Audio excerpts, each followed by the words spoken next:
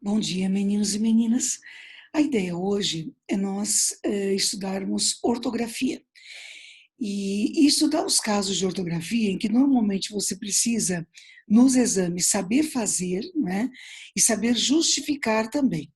Então, os truques, muitas vezes, para saber alguns casos, eles até colaboram bastante, mas eles não devem ser o suficiente para que vocês entendam que o aprendizado está completo, não é? É importante saber a justificativa gramatical desses casos. Então, vou compartilhar a tela aqui com vocês acerca da teoria, né? E a partir disso, nós vamos então desenvolver sobre a parte de ortografia. Então, olha só, os casos que aqui vão aparecer são justamente os casos que têm maior incidência nos exames, né? São aqueles que a gente sabe que costumam ser muito mais cobrados. E como eu disse a vocês antes, inclusive para serem justificados. Então vamos começar com o campeão aqui, né? Uso dos porquês. Quando é que se usa separado? Quando é que se usa junto? Quando há acento? Quando não há acento, né? Então vamos à primeira situação aqui. Por exemplo, por que você veio? Então pense um pouquinho, ó, por que você veio? Se você pensou em completar desta maneira, correto, não é? Por que você veio? Separado e sem acento. O porquê indicando pergunta sempre é separado. Agora, essa coisa de indicar pergunta, né? Enfim, é uma dica que nós usamos para ajudar a resolver o exercício. Gramaticalmente falando, se ele está indicando pergunta, esse porquê é um pronome interrogativo. E mais do que isso, repare que ele não tem acento, não é? Ele é um pronome interrogativo átono. O porquê se torna tônico quando o que está perto do sinal de pontuação. Então, pronome interrogativo átono, separado e sem acento. Agora, veja essa situação. Você veio por quê? Este já é o pronome interrogativo tônico, né? Portanto, separado e com acento. Continua servindo para a pergunta do mesmo jeito, no entanto, o fato de estar próximo à pontuação o torna tônico. Agora está aqui o primeiro problema. Olha só. Quero saber por que você veio. A tendência é nós acharmos que numa frase como essa, o porquê é junto, né? Porque afinal, olha só, eu tenho um ponto final, né, na frase, eu não tenho uma interrogação. Acontece, gente, que esse porquê é tão pergunta quanto o primeiro. Se alguém chegar para você e disser assim, quero saber por que você veio, nem que seja para você dizer, não é da sua conta, você vai responder, né? Isso é um porquê pronome interrogativo também, hiátono.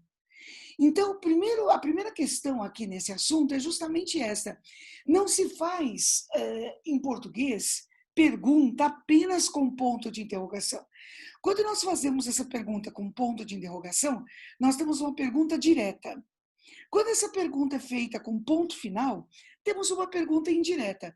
Não deixa de ser pronome interrogativo por causa disso. Vocês vão perceber no exercício uma incidência nos exames muito maior de frases assim do que frases assim, né? Porque essa terceira frase, ela confunde mais, tá? Então fiquem bem atentos com isso. Olha essa, o caminho por que vinha é difícil.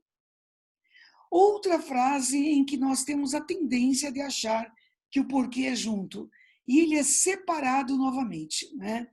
E se você está olhando para ela e pensando assim lá com os seus botões, mas isso aí não é uma pergunta.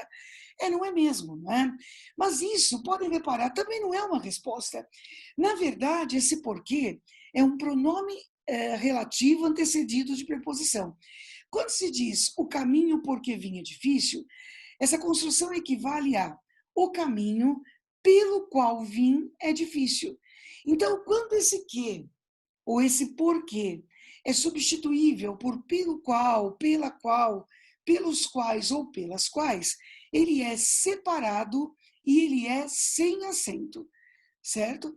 Então, essa coisa da troca por pelo qual, né, é o truquezinho que você usa para ter certeza da resposta.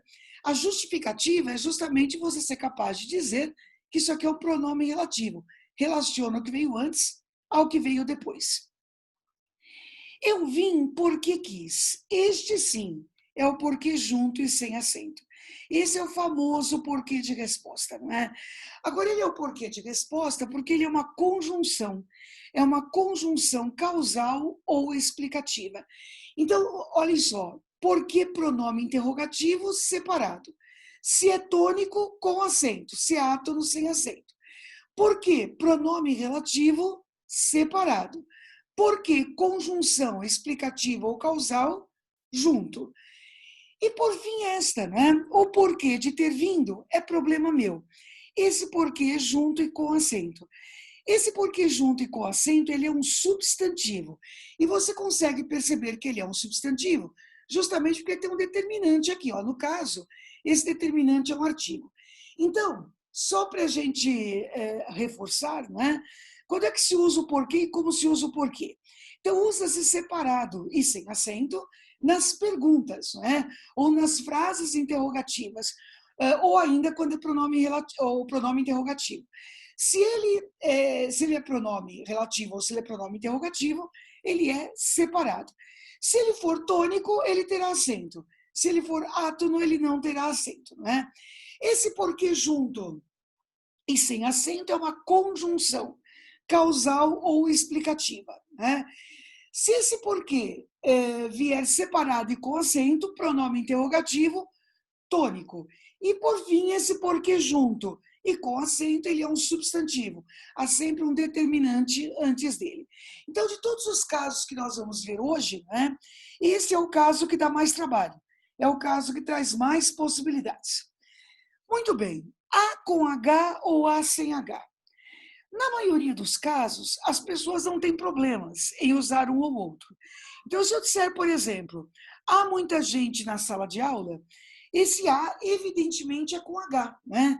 É o verbo haver sentido de existir, por exemplo. Se eu disser a garota chegou atrasada, esse A é sem H, porque esse A é artigo. Também não costuma ser um problema.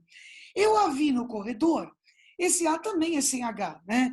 Esse A é um pronome oblíquo átono, né? Ele equivale a ela. Enfim, então esses As, né, não costumam ser problema. O problema está aqui. Esse é um dos problemas.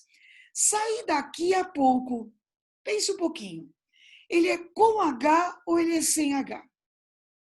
Então, se você pensou em com H, você acertou o exercício. Repare, a questão não é o daqui a pouco. É aqui que está a confusão, né? A questão é que eu saí, né? Usa-se o A com H para indicar tempo decorrido. Olhem essa situação. Sairei daqui a pouco. Este já é sem H, né? Veja que é daqui a pouco do mesmo jeito, só que agora é tempo futuro. Então, usa-se o A, verbo haver, para tempo decorrido. Uma dica é você trocar por faz. Se for possível trocar por faz, ele é com H. Usa-se a preposição a para indicar tempo futuro. Então, aqui é verbo haver, aqui é preposição a. Tempo futuro, tempo passado. Outro que dá trabalho é este. Minha casa fica a 2 quilômetros daqui. Esse A também é sem H.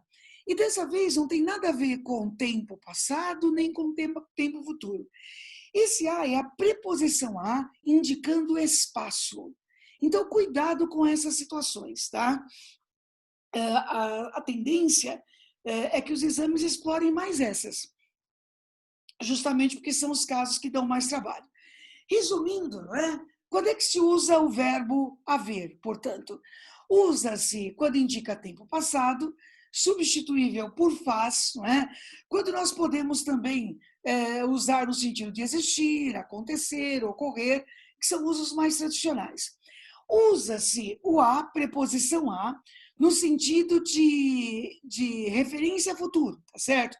No sentido de distância, no sentido de espaço, por exemplo.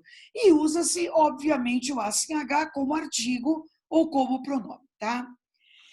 Outra situação, afim separado e afim junto. É sempre bom lembrar que existem os dois, certo? As duas formas são corretas, no entanto, elas têm sentidos diferentes. Ele estudou a fim de ser aprovado. Esse afim é separado. Essa expressão, essa locução conjuntiva, significa finalidade. Então, quando a ideia é usar uma conjunção indicando finalidade, esse afim é separado e escreve-se dessa maneira. Agora, ele saiu com seus afins, né? Veja que tem até o plural, tá certo? Esse é junto. Afim junto, gente, pode ser utilizado como substantivo ou como adjetivo. Ele significa semelhante, ele significa próximo. Então, repare, a sonoridade é a mesma, né? No entanto, os usos são completamente diferentes. Então, para deixar isso claro, né? Usa-se o afim junto quando tem valor de substantivo, de adjetivo e tem sentido de afinidade. Usa-se o afim separado quando tem sentido de locução conjuntiva, que indica justamente finalidade. Olha outra situação que, olha, é campeã de erros nas redações, tá? Uma coisa é em vez de, outra coisa é ao invés de. O jeito de falar é bem parecido, não é? No entanto, os usos são semelhantes. Olha esta frase.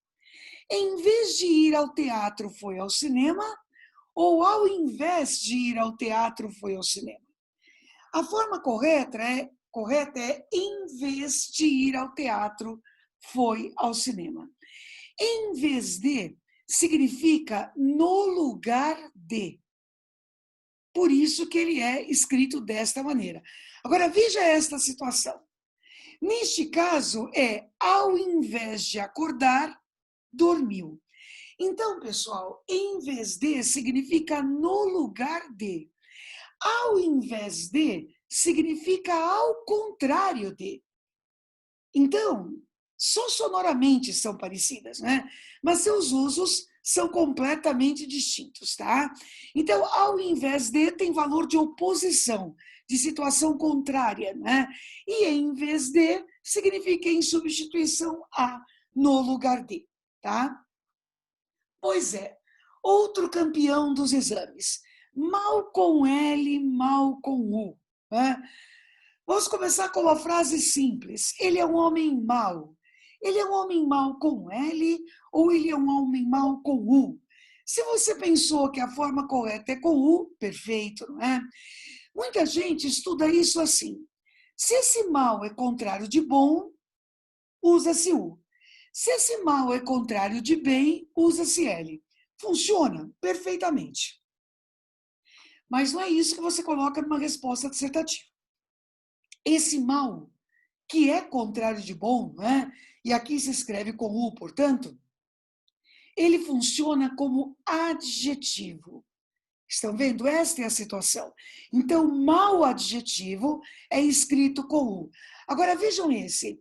Ele está passando mal. Né? Ele está passando mal com L.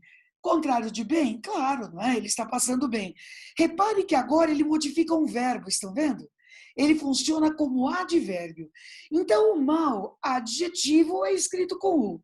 O mal advérbio é escrito com L.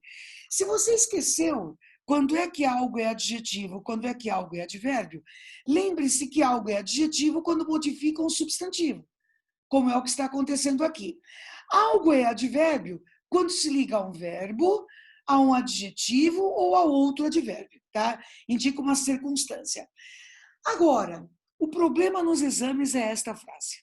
A gente percebe em sala de aula que os alunos acertam bem essas duas. Mas aqui a encrenca é um pouquinho maior, né? E não é nem na hora de completar, é na hora de justificar. Porque essa questão de trocar por bom ou por bem continua funcionando, né? Mas na hora de justificar a coisa muda um pouquinho. Mal você saiu, mal ele saiu, você entrou. Esse mal é com L, né? Nem bem ele saiu, você entrou. Repare que esse mal não é um advérbio, ele é uma conjunção temporal. Esse mal significa quando, no momento em que, não é? Então ele funciona como conjunção temporal. Guardem bem isso, tá? E por fim, o mal não tem remédio. Vejam que eu poderia dizer que o bem não tem remédio e eu poderia dizer que o bom não tem remédio. Neste contexto, os dois cabem, né? Não é que sempre vai ser assim, mas neste contexto os dois cabem.